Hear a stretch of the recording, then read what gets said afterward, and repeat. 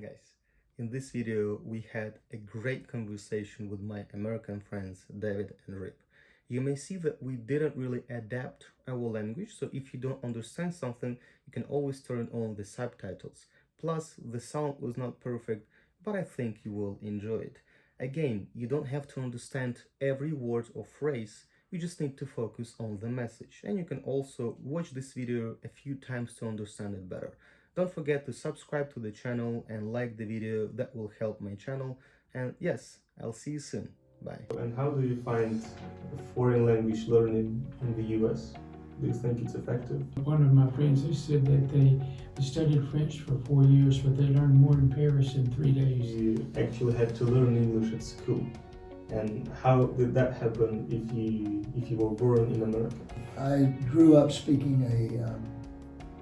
with an accent, the Southern Appalachian Mountain English, which is a lot like Old English. I found out that I really didn't, I really wasn't speaking proper English. Give me some obvious to you differences between Ukrainians, Russians, like Eastern Europe, and the States. Make a difference between Russians and Ukrainians, and then the Russian and the American in that way of kind of a nation of maybe a peasant mentality. Whatever the top says is okay, we'll go along with it, versus America with more pilgrims, freedom, self-determination, that type of thing. Just a greater freedom, just a greater freedom in the air in Ukraine.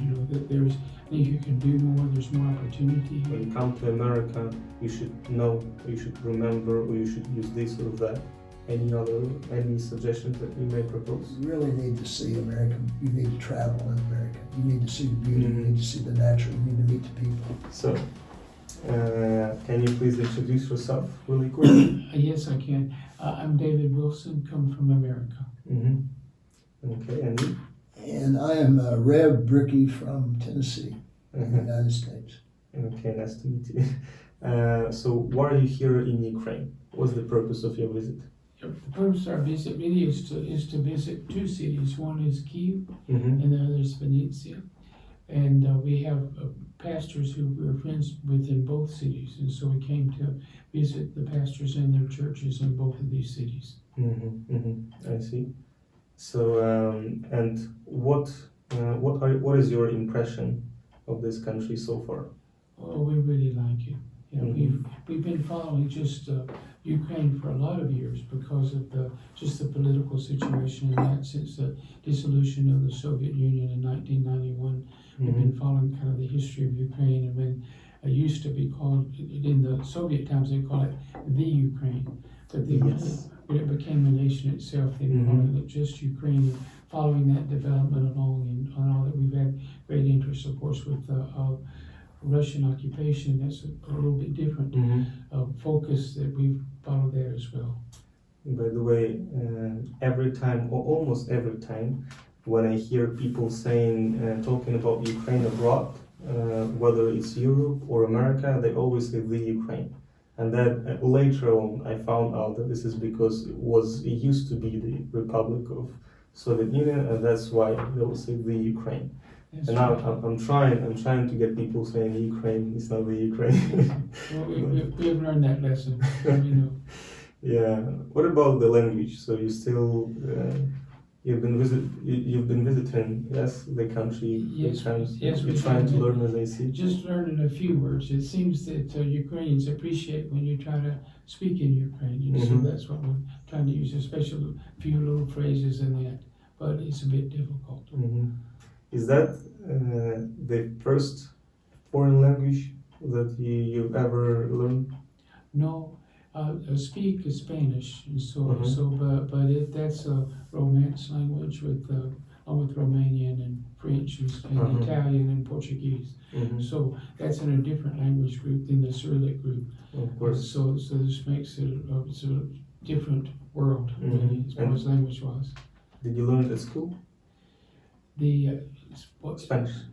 Oh yes. So Spanish is relatively easy. When you know Spanish, you can get along in Brazil, which speaks Portuguese, and you can get along pretty well in Italy, which speaks Italian. Yeah.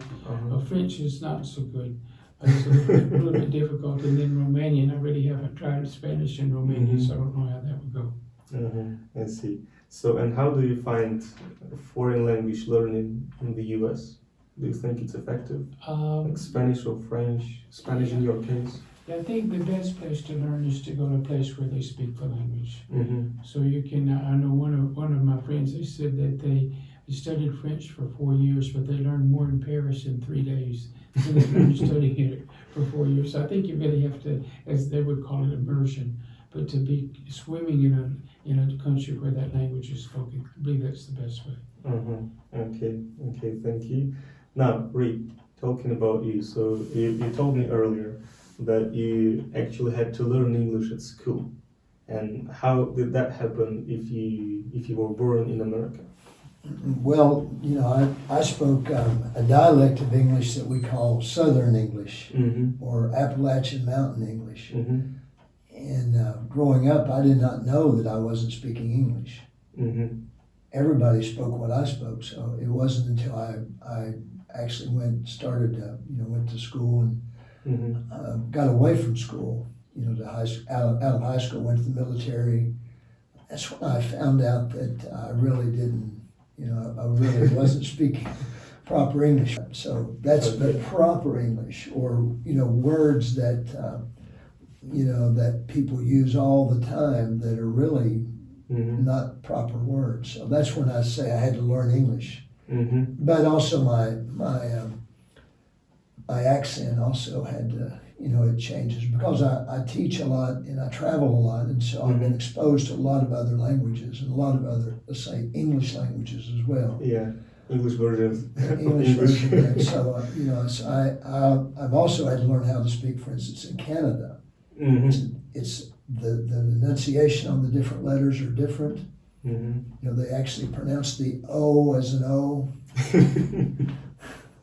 They, and then in England and Scotland, they're totally different too. So, but I grew up speaking with an accent, the Southern Appalachian Mountain English, which is a lot like Old English. That's where most of the people there came from Scotland, Ireland, and England. Mm-hmm. So And then it's spread.